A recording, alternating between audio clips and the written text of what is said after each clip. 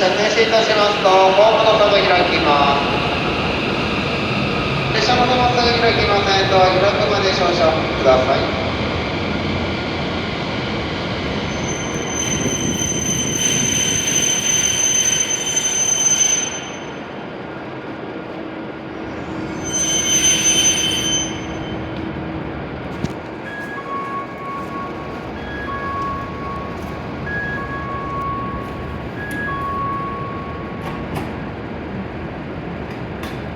11番乗り場に到着の列車は21時35分発白坂590号長野行きです。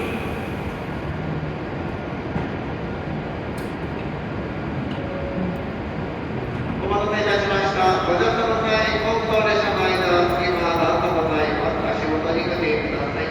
11番乗り場、電車の列車21時35